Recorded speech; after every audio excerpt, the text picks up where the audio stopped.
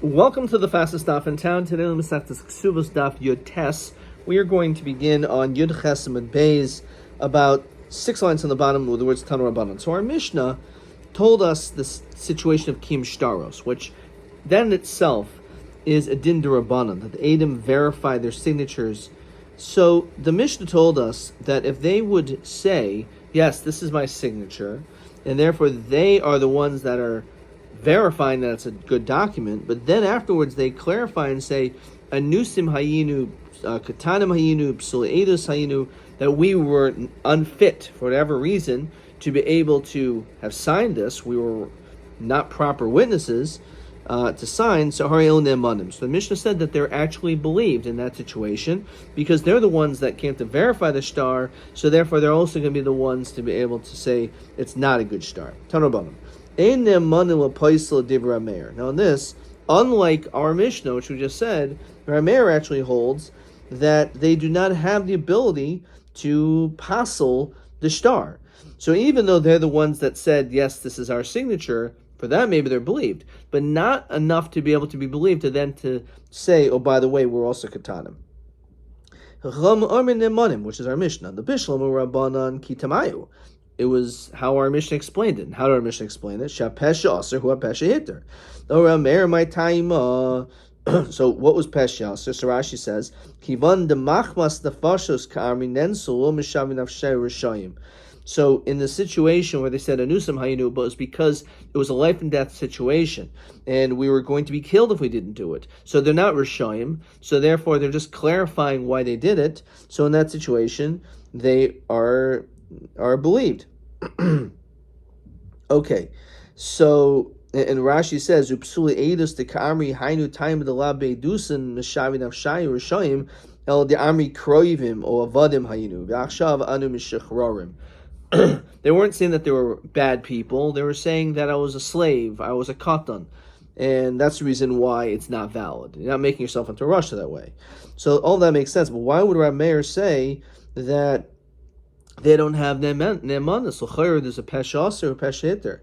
So bishlam b'psul edus, I can understand how he understands the kiss of b'sul edus, that malva gufe mi karamedek dayak, because a lender in general is not going to just lend out his money. He's going to be very particular. Umichtam is going to have them sign. So he's going to make sure that the people that are doing the chasima are going to be good people. Says Rashi, the imkain milva loy shadi zuzi bechti. It's an interesting concept. A person's not just going to throw his money into the garbage. By lending it out in a situation where you know there's a possibility you're not going to get your money back, a person's not going to do that. And therefore, says Rashi, he would have been 100% careful that these are ksherim. So the fact that you said that you're apostle, we're not going to believe you on that. So that makes sense, the logic of Rab Meir. Now, Katanim Nami could Rabbi Shimon ben Lakish, Reish Lakish. How can we understand that when it comes to a katan? It says the Gemara in Yud Testament Aleph, Chazaka ein ha'edim chaytzman al shtar. There's a chazaka. The person's not going to sign a shtar el imkein nasa begadol, unless it was done by a gadol. Says Rashi, Kol masa hashtar begadolim. Halokech v'maycher v'gabe edim nami amrina chazaka ein halokech machtim boy katanim. To assume that a katan is the one that signed a legal document is something which a person would also not allow. Why doesn't he say, again, Anusim was against our will. We were forced into it. Why aren't they believed for that? According to Rameir. So Rav Chisda, Ksav Rameir, Eidim Sharmu Lehem Chismu Sheker. If you have witnesses that are told, sign falsely, V'al Tihargu, and do not be killed, Yihargu V'al Yichatmu Sheker, which is an unbelievable statement, that those people should actually give up their lives and not sign such a document, which again doesn't seem to be what we actually hold halacha. But therefore, again, the notion that you said Anusam Hayinu, that actually you're still a Rasha. So Gemara says, why? Why would that person be a Rasha by signing a document otherwise being killed? Normally, Rav Hashta now. Iu asul kamon. If let's say they would come up to us to consult us, can I sign this document, or do I have to allow myself to be killed? Zamrin lahu zilu chasomu, will tell him to sign it, v'loi tiskatlun, and don't get killed, right? It's not one of the gimel averis chamuros. Yomer mar, ein locha davar shoym ifnei pikuach nefesh al avodas kachav gilui rayas v'shlichas damin bilvad. Only those three things: murder, adultery, and idol worship. So hashta the chasmu, now that he did sign it, which technically he was allowed to, even if he would have asked us, amrinu hu amai chasmi, so we're going to ask him, why'd you sign it? No. El time to Rameir. So why, when it comes to a new sim, hayinu, does Rameir say that they're not believed? So Rameir says, could Rav Huna Amarav, the Rav Huna Amarav, Maida b'shtar shekosvu, that he admits when it comes to the lova that wrote a document in sarach kaimo, that he actually doesn't even need to fulfill it. You don't need it. Kiyum shtaros is not required. Says Rashi, loiva shahida b'shtar shekosvu. If you have the loiva that admits that the document, yes, this was a written document. Yes, I agree. So if that's true, and based on that, there was signatures. So einam al v'sarcha kaimo be'edim hachasumim boy she'ein haloiva shuv neman loimer parativ. The borrower is no longer able to say, "Oh, I paid it off." V'loim rinan b'hai hapesh aser hu hapesh hitter. Why? Dibikivan yomer kasher hayu huchsa kashtar. You're basically saying the star is good. So therefore you don't even need kiyum hashtar according to Rameir. And therefore the fact that they said, oh yeah, but anusim hayinu doesn't mean anything. We're not going to believe them, and therefore the star is still good.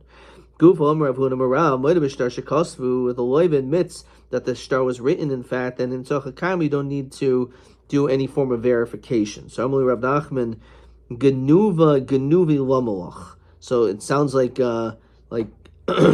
plagiarism. Then just say that's the halacha, right? Why are you saying this? We obviously understand this is shita Rameir. So Amalei, Omar hechi svirle, and you, how do you hold? So Amalei kiyasa lekaman ladina amrin lahu zilu kaimush daraichu the chayis miladinu. Actually, when they come to base, then I tell them to go verify the star, then to sign it in court. Or maybe Huda Marav ha'omer star amana who's enu neman. If a person says that this star is really a, actually let's see this Rashi first. Kaimush daraichu the ein eidechem imahem ani armelhem. There's no witnesses. I said to them, l'chu bikshu eidechem b'kimu. Go search and search out for the witnesses and then verify them. If you don't do this, in that case the lova is allowed to say you pay him back. So what's a star amana? So lo loive klum. He didn't borrow really anything from this guy. El kosfu, it was written this document in masul malva, and he wrote it and gave it to the lender. That if I'll need to borrow. So I never actually borrowed $100, but I wrote a star saying that I borrowed $100 from you, so that eventually, one day, if I need to borrow $100, I'll say, oh yeah, remember that star that I wrote?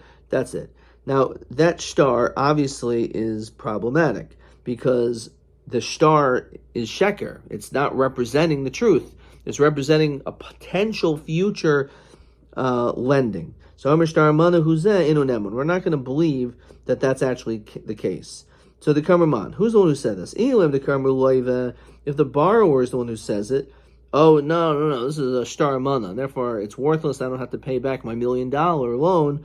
Pshita, kol kimine, of course, why would he possibly believe? You have witnesses signed on this, it should be obvious that he has to pay back the loan.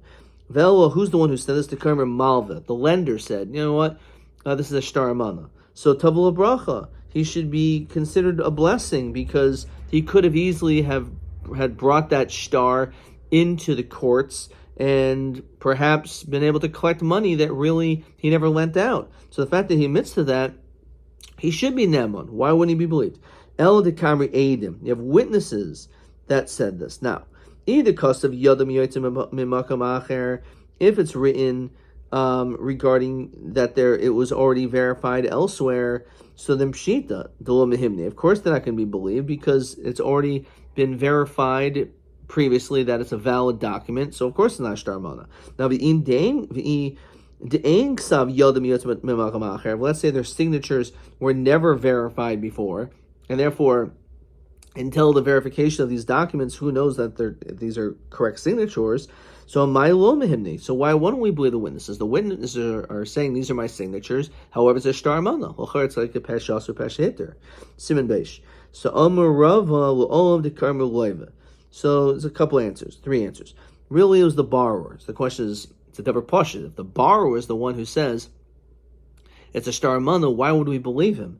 So Rav Huna, Diyam Rav Huna, Amar Rav, Moed b'shtar shekasvu in sarach l'kaimai.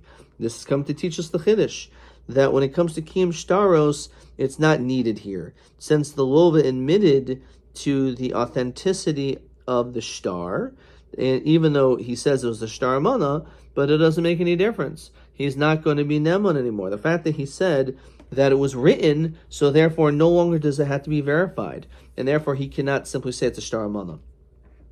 So that's one chiddush. That's one shot. Abai Omer Oylam di Omer Malva. The question if the lender said it, so Tavel of Bracha, why wouldn't he be believed? It's possible by him admitting that someone owes the $100 that's owed to me, really no one owes it to me. So in that situation, there's a potential loss. Why? You could have Nasan. The sign of Nasan, there's a Shiva of Nasan, or B'Maimet Shloshna it's called. Rav Nasan Omer Menayin L'Nois V'Chaver Mada V'Chaver Chaveroi Menayin Shemoitzin Mizevanos L'Lazat Talmud Ler Menasan L'Asher Ashamloi. So if I lent you, or A lent B $100, and then B lent C $100, so now instead of going back in a more efficient way, A can go directly to C to get his money back. So in that situation, if let's say the original lova says, no, I don't owe you any money, it's not true, it's a shtar mana, the problem is it's going to be chavla acherim in the situation where the other person wants to collect, if there's another malva involved.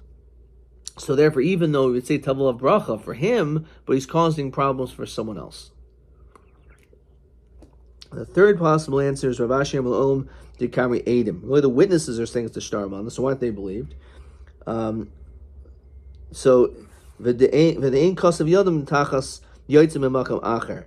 So we're talking about a situation where their signatures were never verified before. So if that's the case, they should be believed. With the ka'amr and ma'ilo mehimni. So why aren't they believed? K'rav Huna d'Rav Kahana asol adam shiyash shtar mana b'toich beiso. Person's not allowed to keep this type of a document in his home. Mishum shnemor al tashkin b'olecha avla. Because you're putting an avla cannot have something which is an iniquity in your home. And therefore, by them saying that this actually is a shtar mana, we're not going to believe them. Even though the truth is they're the ones that are the ones saying that this is my signature, and therefore they should therefore be believed in Pasha Aser. But to be able to say that this document, which is in this person's house, doesn't belong there, should not be in his house, so that actually you're not allowed to do.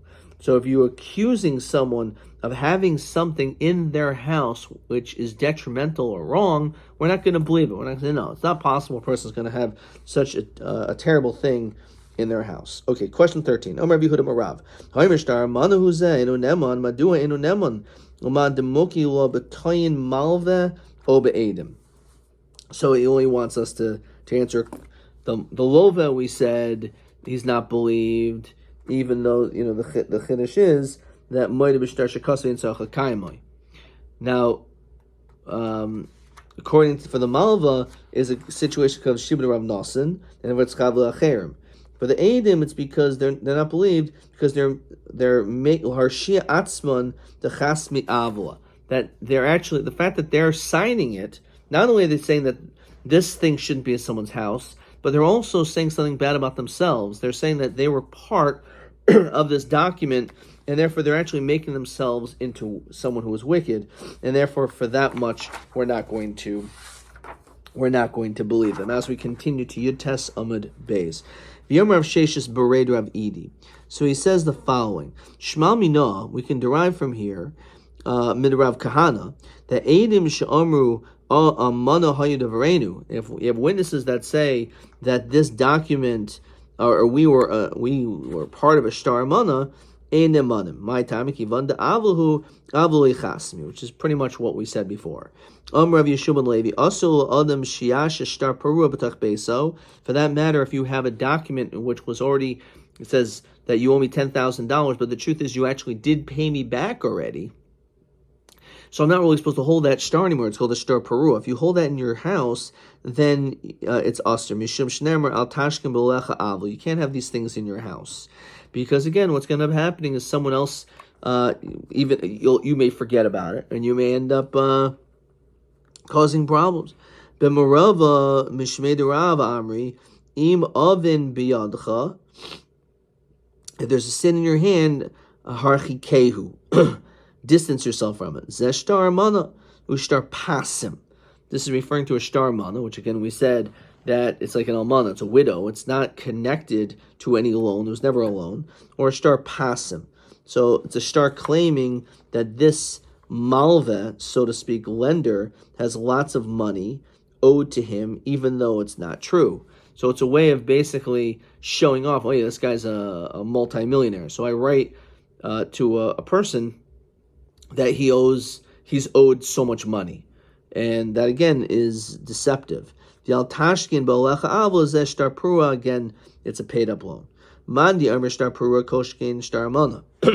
If you're not allowed to have a Shtar Pura, it's paid off, certainly not a Shtar Amana where it was never. Mandi Amr Shtar Amana of a Shtar Pura loan, maybe you could actually keep the Shtar Pura. Why? The Zimnin Demashvile Apshiti de Safra. Maybe you want to hold on to it to be able to collect the money for the payment for the document, for the scribe who wrote it. Itmar. Sefer Shenu Muga. If you have a Sefer Torah that wasn't examined, Amrav Ami Ad Lamed Yoim, till 30 days, Motul Ashaisai. You're allowed to keep it. You have to fix it basically right away, because otherwise you'll forget about the mistake. And Mishim Shnemer Al Tashkim Belecha Avla. Amrav Nachman, Edim Shemru Amana Hayidavarenu in Nemanim, as we said before. If they say it's Shtar Mana, that this document isn't good because there was never a loan, they're not going to be believed. However, for some reason, if they say Moda Hayidavarenu, ein nemanim, actually they're also not going to believe if they say Moida Hayidavarenu. Now what's a Moida? The seller was being forced to sell, and he tells Adam this before signing it. So it's a Shtar Moda. So again, he's not going to be believed to say it was a coerced sale. Rashi says, "V'chi amru chasmanu mishavi nafshenu rishayim." They're like becoming wicked. Ve'ein adam neman losomatzmo rasha. Mamru Ravashi Aimer amanu haydavarenu and nemanim, as we said. However, moidah haydavarenu nemanim. Taka, if they, even though they said it was a coerced document, they are believed. My taima, because hay nitin likasev, v'hay lo nitin likasev. What does that mean? So by the shtar modah, the Adam, since in order to save this person who otherwise could have been further harmed, so the Adam are not considered to be Rishayim. So basically this is the idea, that they specifically did this because they understood that this person is a troublesome individual who's causing a lot of problems. So they decided to sign it, and this way it would save this person from further harm, and they're going to end up testifying anyway that it wasn't valid. So therefore, it's not making them into Rishayim or anyone into Rishayim, so therefore they're believed. Fine. Bamine Rav Nachman, Tanai Hayu Devarenu Mahu. What if a person says that there was a Tanai, says Rashi, that there was some type of a condition attached to this star, and the condition wasn't fulfilled, and therefore it's not a good star. So Modah Ba'amana, when we said they're not believed, Haino time to Akri Lishtari, because you're basically saying the star is not good. So Vahainami Akri Shtarim Lishtari, you're also uprooting the star. You're saying the star is not good by saying that it's attached to a condition, and that condition wasn't fulfilled, so therefore it's not a good star. So it's the same thing, therefore you shouldn't be believed. Though Dilma Tanai Milsachriti, maybe it's just a different thing. So Amalei Kiyasa Kaman Ladina. When you come to din, Amrin Lahu Zilu Kaimu Tanaichu. Go and fulfill your conditions, and then V'chaisu Ladina, and then you can sign it in front of the din. So therefore, clearly in this situation, the Adam are believed. Fine. Now, Edo Imer Tanai, Edo Tanai. What if you have two different witnesses? One of them says that the star is attached to a condition, and one's without. So Rapapa Tervayu Bishtara Malya Kamasadi. Very interesting vart. Both of them are saying that this is actually this is a real star. It's a valid star. So everyone's saying the star is good. There's just a question: was there also a Tanai attached to it? So since both of them say it's a good star, but you only have one person saying it's a Tanai, so it's considered 2 against 1, even though it's the same person. What does that mean? Says Rashi. Even if both people Amri Tanai Haydevarenu Lo Lis Himnu, they shouldn't be believed. Kivan Sheidu al Ksav Yadan, they're testifying that it's a valid document. Kimu Hashtar Kimoishu Kosev, therefore it should be considered valid the way it's written without a condition. V'chi Amri Tanai Hoyu, and now that afterwards they say there was a condition, Divarenu, Havili Magidim B'chayzer Magidim. It's almost like they're saying a second statement. You can't be Kivan Shehigad Shuvin Chayzer Magid. Yomayim Rav Nachman Kimu Tanaihu. Why are we saying that it's a valid condition, it's a valid star when there's one person that says yes and one says no? But the truth is, it should be, even if both of them say that it's a Tanai, it should still be a valid star. El Amrina Hani Lameker Sedasayu Kaosi. So Hainami Lameker Sedasayu Kaosi. Rather will say, says Rashi, Al Korchach Lav Chasima Mikiyemasu. It's not a validated document, signature. Givan de Teichadei Dibor, Masket of Arayu. Since everything was said within Teichadei Dibor, V'amri Avol Tanai Hayibenehim Amrin Hani Lameker Sedasayu Amru. That they're coming to uproot the entire thing. Fine. El Amnashi Kaimes Tanai. Kivan Tanai Milsachritihi Sheni Okarto El Achrzman Lodamu Lomodova Hadav Mihimna the Edis Mithi Atzmehi. It's considered to be a separate testimony. V'Hilchas Rav Huna Berei de Rav Yeshua. And the halacha, in fact, is like the shita of Rav Huna Berei de Rav Yeshua. Okay, we're going to stop there. Let's see if we have another couple questions. Question 14. Maha nafkamina ladina b'hadei amrina b'gemara tanai milsachritihi. Is it considered to be a separate thing? The question is, Dinemanim edim hachasumim al shtar. Do we believe the witnesses that signed on the star, that loimer tanai hoyu, that say that there was a condition attached to it, mishum deloy maril l'shtara, because they're not coming to really make the star bad. They're not saying anything bad about the star. The star is fine. So maybe they are believed in this situation to be able to make this statement. TA 3. Matai ein hamalvin neman loimer shtar manahuzeh. When is he not able to say this? And then we mentioned this Shibuda the Rab Nosson. Let's see how he writes it. Kishachav l'cherem. Just Pasha, he wrote Kishachav l'cherem when it is detrimental for others. That was TA 3. Kishachav l'cherem, which again is based on Shibuda the Rab Nosson. TB 3. B'man nechu ramer v'chachamim nemanim edim loimer anusim hayinu boyin ksav yadi yotzim makam acher nechu kishemoida hamal v'shekosvu ramer omer sarcha kaima v'leika hapesh aser v'chachamim sabri sarcha kaima v'ika pesh aser. So this we did. So I want to make sure. Actually, I got this question right. So let's make sure we get it again. What is this machlokes ramer v'chachamim? Whether or not the witnesses are believed to say that we were forced. Where there was no verification of the document. So they argue in a situation where the borrower admits that this is a good document. Ramer Savar, In Sarchakaimo, you don't need to verify it. V'leika hapesha aser. So therefore, there's no din of him doing anything because it's already considered to be acceptable documents. So we're not going to believe him. Chom savri sarchakaimo v'ika hapesha aser. Since you do need to be mekayim it, so the fact that they're mekayim it, therefore it falls on the category of pesha aser, and therefore afterwards pesha hitter, he's verifying and explaining and clarifying by saying anusam haynu, and therefore according to them they will be believed. Adkan.